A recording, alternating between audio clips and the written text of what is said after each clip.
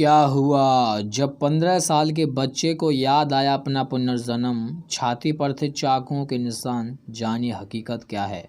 दोस्तों, यह वीडियो शुरू करने से पहले सच्ची श्रद्धा से कमेंट बॉक्स में हर हर महादेव ज़रूर लिखें और आप इस वीडियो को लाइक एंड शेयर अवश्य कर देना और इस चैनल को लाल बटन दबाकर सब्सक्राइब भी आप अवश्य कर देना। दोस्तों, इस सत्य चमत्कारी घटना से जब पर्दा हटेगा तो आपके भी रोंगटे खड़े हो जाएंगे। दोस्तों, बात है राजस्थान के जयपुर की।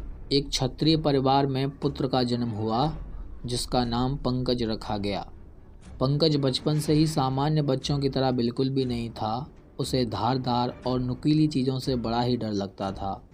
उसके छाती पर बहुत ही अजीब से निशान थे जो उसे जन्म से ही मिले थे। जैसे जैसे पंकज बड़ा होता जा रहा था उसकी आदतें सुधरने की बजाय और भी ज़्यादा बिगड़ती जा रही थीं। उसके माता पिता ने डॉक्टर से भी संपर्क किया परंतु डॉक्टर्स इस केस को समझ नहीं पा रहे थे। अब समय गुजरता जा रहा था और पंकज पूरे 15 वर्ष का हो चुका था। एक समय की बात है जब उसने अपनी माँ के हाथों में एक बहुत ही नुकीला चाकू देखा और उस चाकू का असर उस पर ऐसे हुआ कि उसका दिमाग चकरा गया और वो वहीं पर बेहोश होकर गिर गया। कुछ समय बाद जब उसे होश आया तो उसने सभी के होश उड़ा दिए, क्योंकि उसका कहना था कि आप सभी लोग कौन हैं, मेरा नाम तो विपिन है और मैं यहाँ कैसे आया। सभी लोगों ने उसे समझाने का प्रयास किया कि तुम पंकज हो, विपिन नहीं, परंतु वो मानने को तैयार ही नहीं था। मैं तो राजस्थान के जयपुर में रहता हूँ, मेरे भाई ने मेरे साथ बहुत गलत किया है और अब मैं उससे अपना बदला लेकर रहूँगा, क्योंकि वो बचपन से ही बहुत ही अजीबोगरीब हरकतें किया करता था। ऐसे में उसके माता पिता को यह बात खटकने लगी। तब माता पिता ने सच जानना चाहा। तब सच कहते हुए विपिन ने बताया कि आज से ठीक 15 साल पहले हम लोग राजस्थान के जयपुर में रहा करते थे। मेरी शादी हुई थी और मेरी बीवी बहुत ही ज़्यादा सुंदर थी, परंतु मुझे इस बात का अंदाज़ा नहीं था कि मेरी बीवी की सुंदरता पर मेरा छोटा भाई भी मोहित हो गया था और उसे हत्याने के लिए वह मेरी पीठ पीछे साजिश भी रचने लगा था। एक समय की बात है जब हम घर पर दोनों ही मौजूद थे और कोई भी नहीं था तो वह मेरे पास आया और बेवजह ही ज़मीन जायदाद के मसले को लेकर मुझसे लड़ाई करने लगा। और जब मैंने उसकी बात मानने से इनकार कर दिया तो उसने पास में रखा हुआ चाकू उठाया और मेरी छाती पर 2-3 बार कर दिए और बहुत ही ज़्यादा खून बह जाने की वजह से मेरी उस समय मृत्यु हो गई थी। परंतु अब मैं पंकज के रूप में फिर से आ गया हूँ और अब मैं अपने भाई से हत्या का बदला लेकर रहूँगा।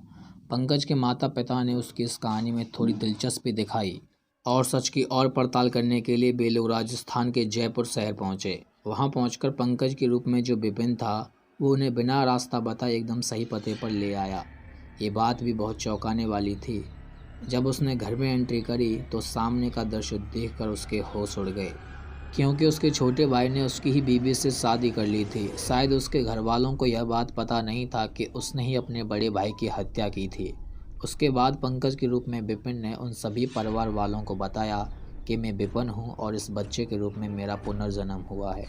पहले तो सभी ने इस बात को मानने से इनकार कर दिया, परंतु विपिन ने अपनी बीवी को कुछ ऐसे गोपनीय राज बताए जो केवल उसे और उसकी बीवी को पता थे, जिससे उसकी बीवी को उस पर यकीन हो गया और उसके छोटे भाई से अब उसे घृणा आने लगी।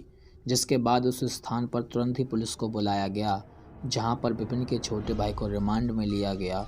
वहां उसने कबूला कि आज से ठीक 15 साल पहले मेरे बड़े भाई की बीवी को हत्याने के इरादे से मैंने उनकी हत्या कर दी थी। उसके बाद विपिन जी के छोटे भाई को जेल हो गई और उन्हें अपना इंतकाम भी मिल गया।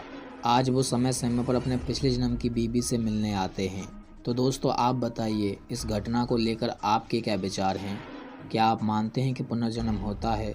दोस्तों, हम तो मानते हैं। दोस्तों, यह धर्म की बातें एवं सच्ची बातें हैं। ये भगवान शिव का चमत्कार ही है जिसकी वजह से यह संभव हो पाया है। दोस्तों, वीडियो को लाइक अवश्य कीजिएगा। हर हर महादेव।